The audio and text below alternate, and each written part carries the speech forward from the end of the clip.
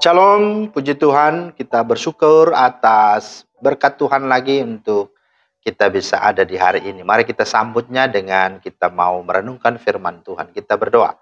Terima kasih Bapa atas hari baru, hari yang penuh dengan kasih setiamu. Bahkan rahmat-Mu yang selalu baru ini kami rindukan. Kami boleh sungguh alami dan hidupi bersama dengan-Mu melalui firman Tuhan hari ini. Dan itulah yang akan menolong kami bisa melewatinya, menjalaninya, dan kami boleh sungguh-sungguh menjadi manfaat dan faedah bagi banyak orang. Karena itu, Roh Kudus, terangilah hati pikiran kami. Dalam nama Tuhan Yesus. Amin. Firman Tuhan kita terambil dalam Ulangan 30 ayat 19b dan 20. Pilihlah kehidupan supaya engkau hidup, baik engkau maupun keturunanmu, dengan mengasihi Tuhan Allahmu, mendengarkan suaranya dan berpaut padanya, sebab hal itu berarti hidupmu dan lanjut umurmu untuk tinggal di tanah yang dijanjikan Tuhan dengan sumpah kepada nenek moyangmu, yakni kepada Abraham, Ishak dan Yakub, untuk memberikannya kepada mereka. Itulah firman Tuhan yang menjadi dasar renungan kita pada hari ini. Tema kita adalah hidup atau mati. Kalau ditanya kita mau pilih yang mana? Hidup atau mati? Nah, pastilah semua orang akan memilih hidup. Memilih kehidupan, keberuntungan, dan berkat. Dan tidak akan memilih kematian, kecelakaan, dan kutuk. Itu memang wajar, itu memang pasti, itu memang betul. Namun persoalannya adalah banyak orang ketika memilih kehidupan, yang dialaminya adalah kematian, kesukaran, ketidakdamaian, bahkan kecelakaan dan kutuk. Nah, apa persoalannya? Persoalannya ada pada arti kehidupan itu sendiri. Kehidupan dalam bahasa Yunani dibagi menjadi dua, yakni bios dan zoe. Kehidupan bios itu adalah kehidupan yang seolah-olah hidup padahal mati.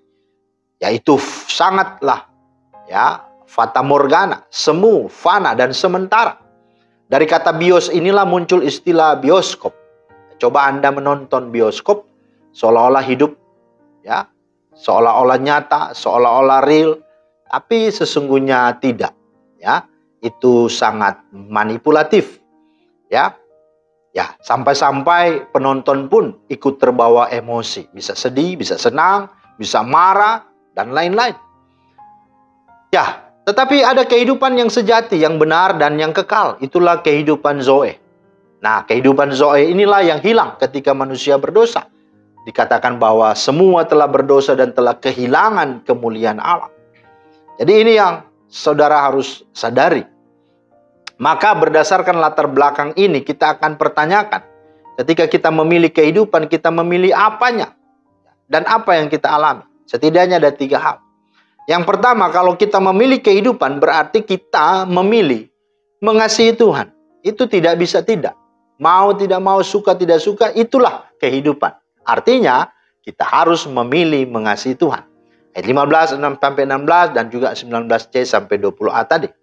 Orang yang memilih kehidupan adalah orang yang memilih mengasihi Tuhan, percaya kepada Tuhan dan hidup dalam Tuhan.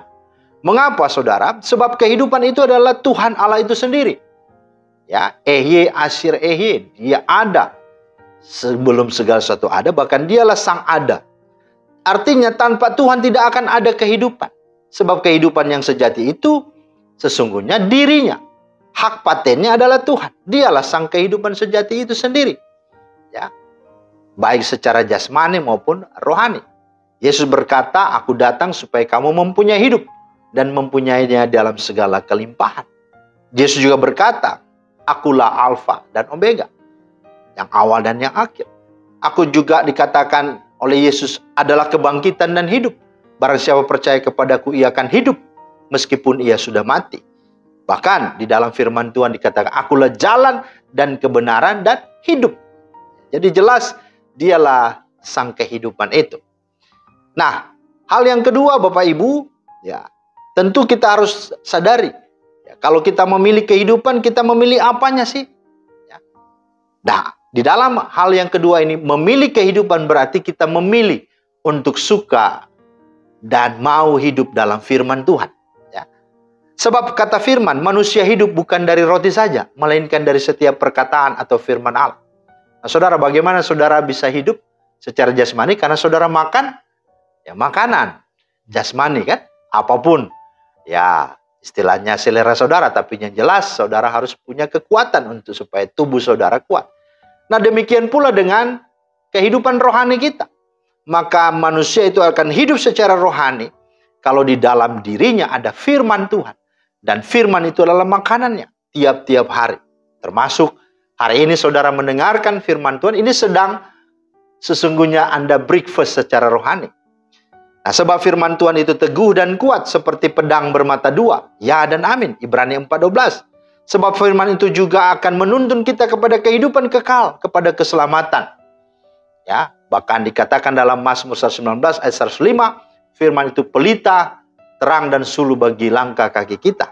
Bahkan dikatakan dia bermanfaat untuk mengajar, menyatakan salah, memperbaiki kelakuan dan menuntun kita dalam kebenaran.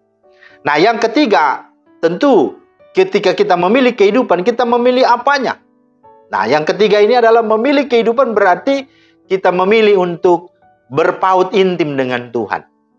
Memilih kehidupan itu artinya tidak bisa hidup tanpa Tuhan. Hidup harus dekat dan melekat kepada Tuhan. Bersekutu intim dalam doa atau saat teduh kepadanya.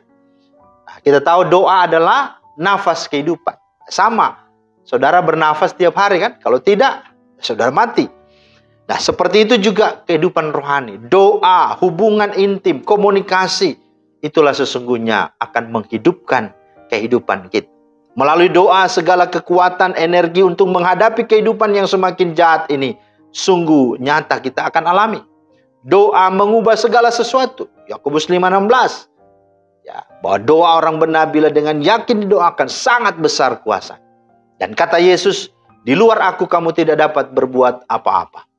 Jadi jelas di sana Bapak Ibu, ya, kita sadari bahwa kehidupan itulah sesungguhnya. Kalau kita mau pilih, kalau kita mau ambil, kalau kita mau sungguh-sungguh hidupi, maka mari, pertama, kasihilah Tuhan Allah. Yang kedua, mari, hiduplah bergaul di dalam firman-Nya.